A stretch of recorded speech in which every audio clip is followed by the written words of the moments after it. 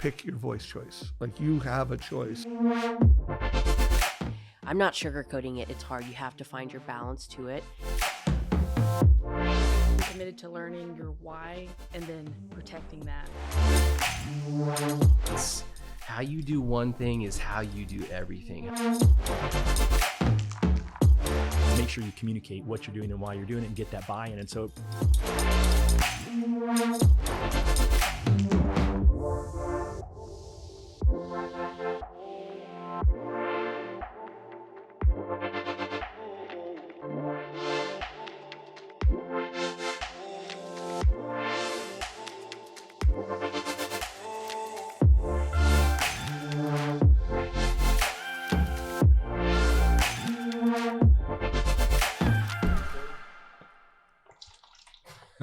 Just get the sound bites.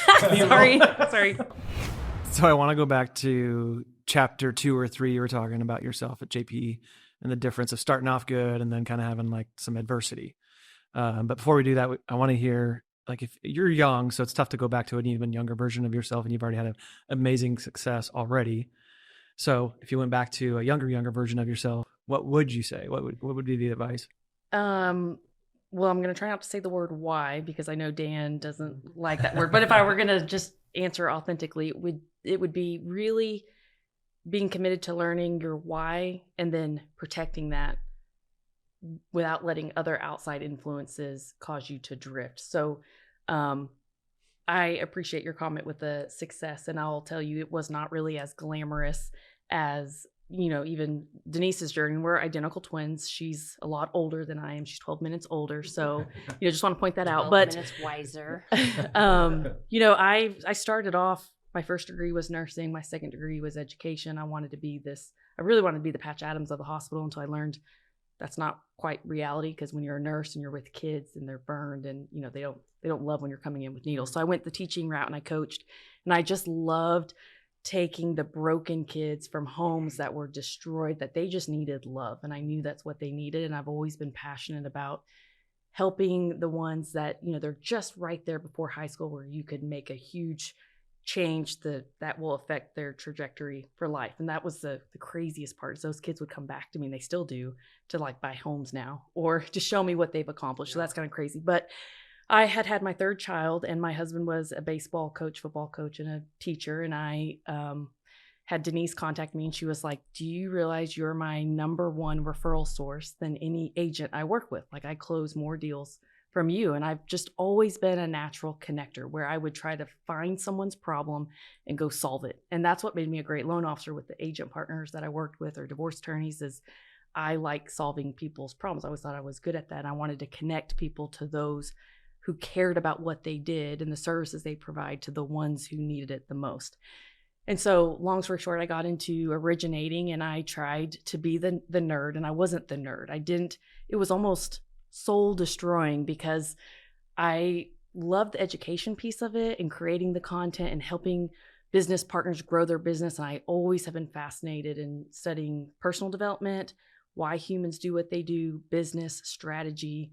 And I would find myself distracted going into different marketing courses and helping build out CRMs for agent partners. And I just realized that my big why and my gift that I'm supposed to be doing is teaching and making a bigger impact than what I was able to do just one-on-one with the communities that we were serving. And I felt selfish. And, you know, we're taught through, you know, society that when you're selfish, that's bad. And I realized, you know what? No, I may not make as much money as I could in originating, but I love connecting people, and I could do this in a bigger way where, you know, I don't have to be the lead singer. It's not my social media account that I cared about. It was the messaging that, if done consistently through the right vessels of all these amazing mortgage advisors out in the country, then if I'm the content creator providing the fuel to these vessels, then over time we could actually change the world and create a paradigm shift for the families who need it most. And that educational awareness, which is my passion, because I love to learn and I love to teach. I needed to find the advisors who cared enough to get the message out there so that people knew who to contact when they needed good advice and people who are going to stay involved in their life, because the strategy created maybe that first TCA when you close on your home. Well, sometimes life happens and the strategy needs to change. It needs to pivot, whether that's divorce, births, deaths, things that have happened with COVID. It's like, do you have that captain of your wealth team that's actually just checking in with you and helping you with your situation when ego may get involved and you feel shame to even admit that you can't pay the bills? It's like, how can you leverage this pent up equity in your home? And do you know who to contact? Is there someone there who's willing to care enough to stay involved to make sure your family's fed? Because I saw firsthand in the school system what happens when kids come from homes that are, 74% or 64% of Americans, their number one stress is finance. And it just trickles down. So, it was a difficult journey, going through the process of being a teacher and then trying to be the mortgage nerd when I wasn't the nerd, and kind of drifting from my why and not allowing outside influences like money. But it seems like everything clicked for you when everything was aligned with your purpose and your why. And I think that's the big takeaway from what you said, is so many people will see you or see DK or see Denise and they want to beat them. Don't be DK. We already have one. Don't be Denise. We already got one. You know what I mean? You can learn from them, of course, every single day, but be true and authentic to your purpose, your strengths that God gave you. Find that alignment. I'm guessing you'll probably be happier. Probably never really felt like you worked a day in your life. Like for me, I love this business. The hardest day, I still love it. I'm fortunate to be in it. I thank God that I'm in it every day. And it's not a grind to me. I work hard and there's long days, but I never regret it. And I feel that's what I'm hearing from you. When you got that alignment, everything fit, everything worked. Just to be clear, I was great at faking it. My social media, you would think I had the perfect family, perfect marriage. I was very successful. That was a front that I was great at wearing this mask when, let's be real, this was Hot Mess Express. Denise had her shit together all the time. That's a new podcast title. I love that. You want to know what not to do? Just ask me. That's why I feel like I'm so good at almost coaching people, because I'm like, oh yeah, I got you. I've worn that t-shirt before too. Let me help you. I'll compress your time, because every wrong path you could have gone, I would take until I got real honest with myself and was like, you know what? I want to do something that sets my soul on fire. And I love finding the vein in people and taking it to the heart and being like, let's go, let's do this. And so, yes, that would be my biggest tip, is know your why. That's a good one. Yeah. Good one. Not know your why. I think find it. You found it. Your purpose. Mm-hmm. Knowing it is it. hard. I don't even know if But I know mine, right? But finding it is. But I would allow, I would watch you guys and watch other people on Mortgage Coach that were so, and I would put myself here and I would be like, okay, well, if they're doing this or believe this, and I better inject their values onto me when maybe I didn't necessarily believe the same things or value the same things. That's the authenticity part. And so that's when I was like, I gotta stay true to me. And even if that means I'm different, and again, we're identical twins, everybody wants us to be the same. And I'm like, but there's that Deb X a little bit. There's a little bit rougher. The bird is a little edgier. I don't like a cage. I like the, so. The bird is a little edgier than the nerd. Yeah. It was funny. We sat down to dinner last night, which was so cool to hang out with you guys and have a really cool dinner. And again, guys, you see these amazing, successful individuals on chapter 30, and organically, this just came out. The first kind of conversation we had, and it was really surprising. But I want to speak to this because I think so many people will connect to it. But struggle came up. Denise shared about it. In the best year of her life, adversity and overcoming adversity and mental toughness. Dan was talking about it earlier, and checking in on people through COVID and through isolation while doing 722 loans. And Dan, you shared adversity as well in 2021. And so many people struggled over the last 2 years. And I think they look at you guys and go, well, their life's wide at roses. It's all uphill. It's all perfect for them. And we sat down together, and that was one of the first topics we talked about, is how things were difficult for us, and we had to work through it and be counselors for our teams and stuff. So I know people listening are struggling. Their business maybe isn't functioning. Marriage has struggled through the last couple of years, and that, I've been married over 20 years. I mean, we shared about it yesterday. So like speak to those guys, gals that are struggling maybe and personally. You guys have overcome this. You guys have faced adversity, and I think that's where you guys, everybody's been able to continue to overcome. But some people aren't. Like, they're in the midst of it right now, with professionally and personally. And it's so cool that you guys were so humble to talk about it yesterday. I'll start with Dan. Like, what would you say to those, that guy or gal listening right now going, yeah, like, I'm in the shit right now. I need help. Well, we're all going to go through it. 2021 certainly had a couple of, one of the best years ever financially for me, but I had to encounter something that broke me. So one, I think I would know that you're going to at some point encounter adversity in life, whether it's a divorce or a death, heaven forbid, or, something for me personally was taken away from me that meant the world to me. Right. And so I think being grounded in some form of faith, my faith is in Jesus Christ. Without that, I would have been a mess. Without that faith of mine, I wouldn't be married right now. I wouldn't be the father that I am to my 2 kids. And certainly I wouldn't be the mentor to my clients and loan officers that I am. And so I think you got to be grounded in something bigger than you. Yeah. I think that's so big.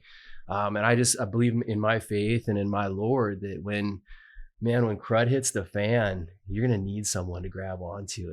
And for me, that faith, Jesus is that hand, that guy to grab onto. I have a mentorship group that we talk like once a month. And I remember sharing like, how you doing, Hills? How you doing, Hills? And I remember saying a lot, like, I'm in the fire. And then the Bible talks about like being in the fire and being refined in the fire. And I'm like, I'm in the fire, guys. Again, I'm sorry to like update you for the 3rd or 4th time in a row. Like, I'm in the fire again. But I would say I rejoice because I know that there's refinement and there's a better version of me through that fire. So I spend a lot of time in the fire, but I just kind of try to getting my mind right. Like, there's a better version on the outside of this. I'm going through it. It's refining me. So I'm gonna stay in here. You said be where your feet are at. So I was in the fire a lot last year.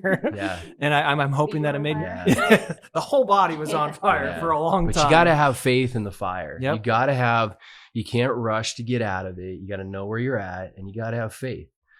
Dave had a really good real estate partner of mine, Zach McDonald, on Mortgage Coach the other day, and young kid, 30 years old. And I meet with him every other Friday. We have a Bible study together, and we just go over the word. He was a youth pastor before he got into real estate. And, we were talking this last year, and this isn't, I'm not trying to get too religious on y'all, but we were talking at our last Bible study, and I said, I wonder what my life would look like right now had I not read all the books and subscribed to all the teachings and the podcasts and scripture that I've put in my brain over the last 10 to 20 years. It scared me because I wouldn't be here. That's a great point. So we got to invest in ourselves. That foundation that you had to pull from. Yeah. Yeah. I mean, not to divulge, but when you're talking about your chapter 2 or 3 or whatever chapter that was for you, you started off really, really well, amazing success. I won't divulge the financials, but it dropped like almost 10x from what you were earning. Mm-hmm. And that's humbling, but you worked through that. And also, so I want you to touch on that. Like, how did you work through that? And then you also, I mean, it sounds like we've all kind of struggled through the last couple of years, even though there was success there's still struggles. Yeah. So what he's talking about, my first job out of college, I was there for 6 months, and then that company went under. And when that company went under, there was a guy that was there and said, "You're so good on the phone, you should come get into mortgages." And that was 2007. So I get into mortgages, and it was a lot of just what do they call them? What was that? Anyways, it was a lot of outbound phone calls. And that was during the start of the housing crash. And I remember I had like 3 loans that were supposed to close. And we walked in that day, and our manager was like, "We don't have money to fund these loans." And and I'm like, "What? Oh my gosh, I have to make these phone calls to these buyers." And so the company went under. And so I was with 2 companies fresh out of college that had gone under. And I was like, screw this. I'm going to follow what my older sister did. I'm going to get into banking. I went and worked for a big bank, and my goal was to become a financial advisor. But to become that, you had to start all over from square one and start from nothing. Now, mind you, I was just 6 months into the mortgage business making bank, because you could make however much money you wanted on a loan. And so when they offered me the job at Chase, it was a $30,000 base salary, and I could make $7 on a checking account and $3 on a debit card if they got a debit card. And I was like, wow, okay. And thankfully, I've always been frugal and, good with my money, that I didn't go out and start outliving, buying Ferraris and stuff. But it was humbling to be back in a banking environment where I remember I was literally going pee in the bathroom and my branch manager was like, hey, Denise, there's somebody in the lobby and we need to open a checking account. Are you done? And I'm like, okay. I literally, you had to work 6 days a week. And if I wanted a vacation off, you couldn't have Christmas Eve and the day after Christmas. You had to. So it was humbling. And I had been with my husband now through all of that. We actually met at the first company. But thinking about struggles, I have a 4-year-old son. What's interesting is last year I probably got the most DMs from women who were married for a while, starting to have some success in the mortgage business, and either struggling with their man understanding this business and maybe the female making more money than the man, or just the time demands. When you're in startup mode of this business, you are grinding. My family had to take a sacrifice to me starting my business because my business was top priority for me. I wanted this before I got married and had a kid. And in the South, in Texas, you graduated. When you graduated, you got married and you started having kids. You didn't wait to have kids. But I have women and new moms reach out to me all the time. They're like, I'm really struggling with how to balance. I just had a newborn baby.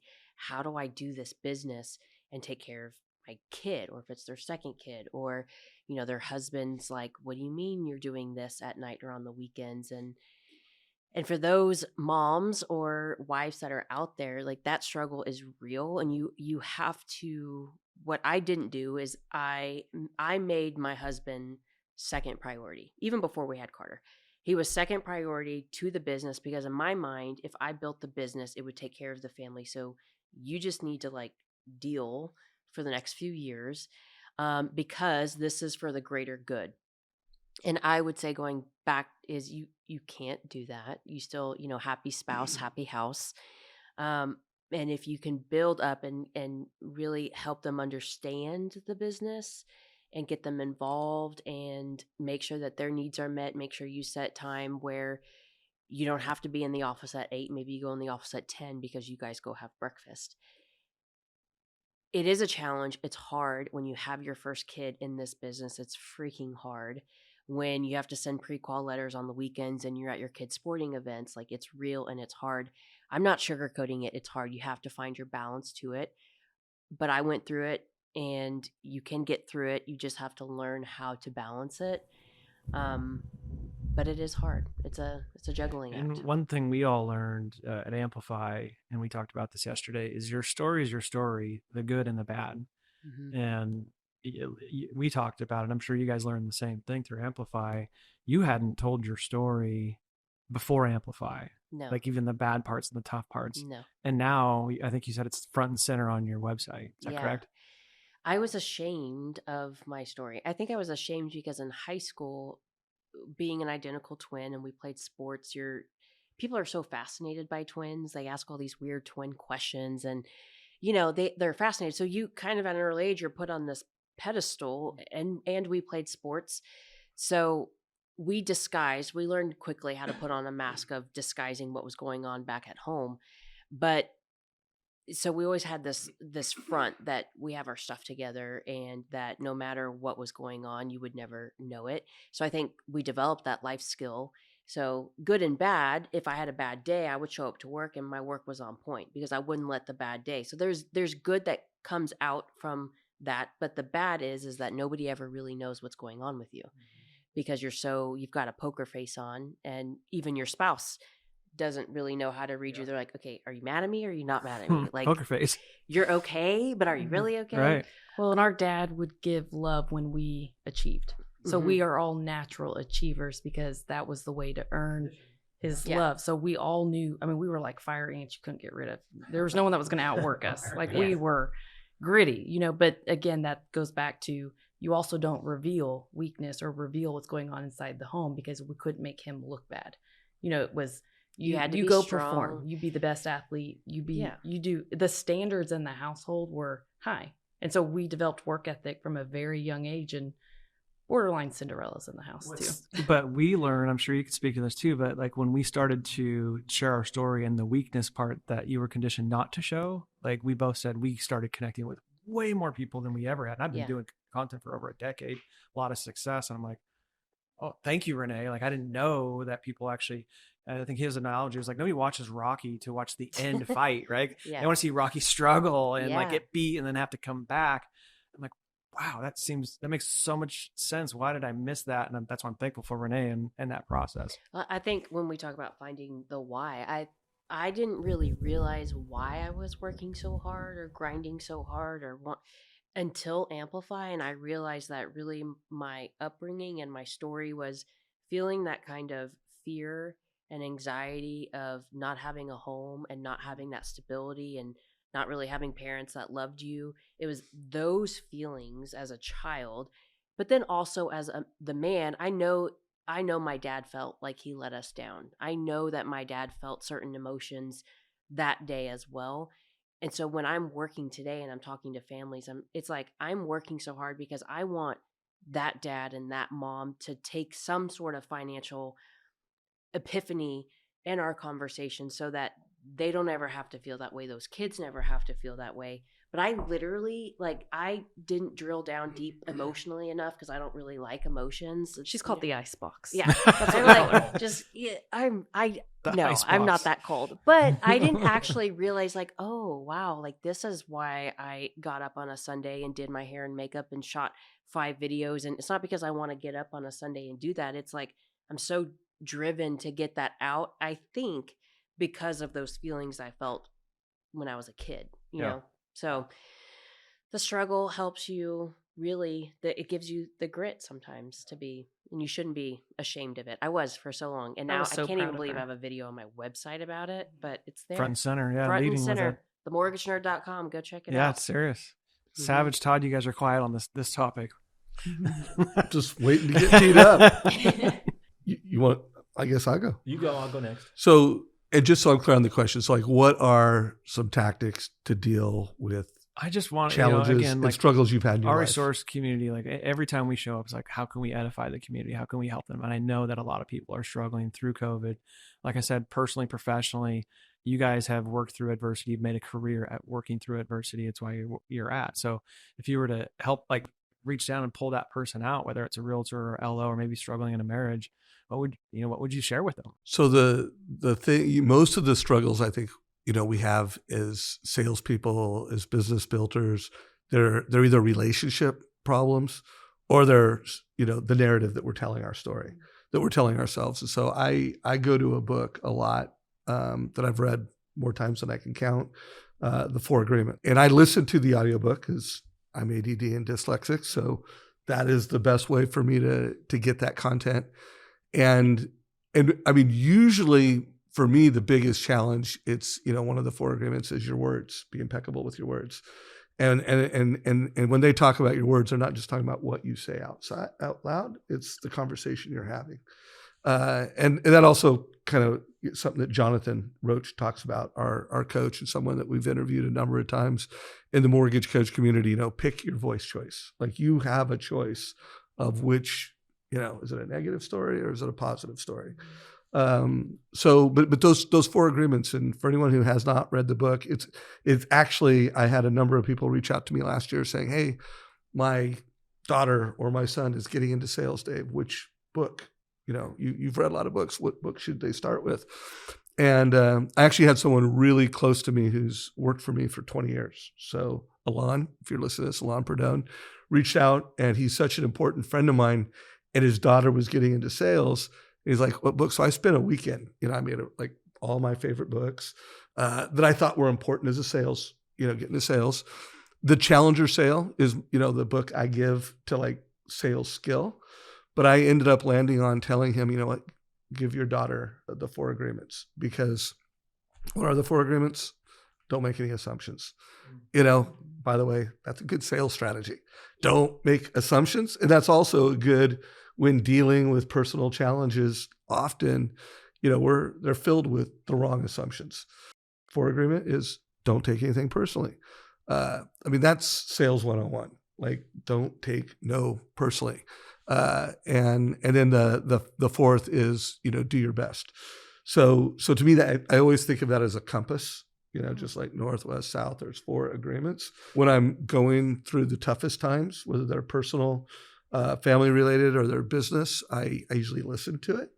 But I don't think a day goes by where I don't just do a little pulse check. Am I executing well here?